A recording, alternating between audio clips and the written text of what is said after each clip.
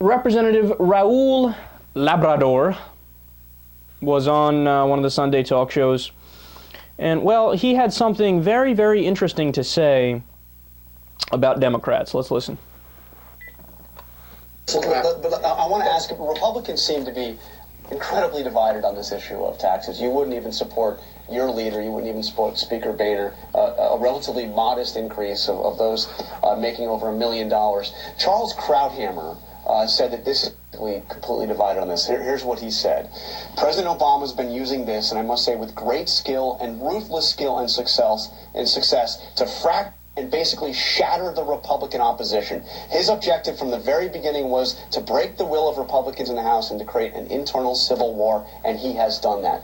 Is that what we are seeing here? Is an absolutely civil war in that? And I agree with Charles. This has been what the Democrats wanted to do from day one. They have tried to divide the Republicans. They have tried to get us to fight against each other on taxes. I'm not really sure that they don't want to go over the fiscal cliff. You're going to have Howard Dean here a little bit later. He agrees with many Democrats that what they need is actually more revenue. They want to expand the growth of government. They need more revenues. You know, Democrats are like bank robbers. You don't have the money in the 2%. The money is in the 100%. They want to raise taxes on everyone. You're not willing to compromise at all. I'm willing to compromise if we have real cuts. Look, no, if we have real cuts. Because what happens in Washington is that we talk about raising taxes today, and then we talk about cuts 10 years from now. It happened under Reagan, it happened under Bush, and it's what's going to happen to us once again. Okay, I love how dumb this guy is. So, Democrats are like bank robbers. Democrats are like robbers because we want to raise taxes back to the Clinton rates. So we want to raise taxes 3% on the richest 2% of the country, so robbers. No, I love how, first of all, I love how he's given this like intellectual, he's trying to be intellectual in his little rant there, trying to make a philosophical point. But does he even realize that what he just did was he argued against the existence of government, period?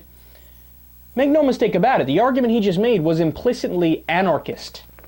Now, why do I say that? Because the conversation about taxes is one that reasonable people realize is, okay, what rate makes sense, right? Presumably people who believe in empiricism and believe in reality know, all right, we're not going to debate should we have a government or shouldn't we have a government. If you don't want to have a government, go over to Somalia. Let me know how that works out for you. They're lacking one. Go to Antarctica. Let me know how that works out for you.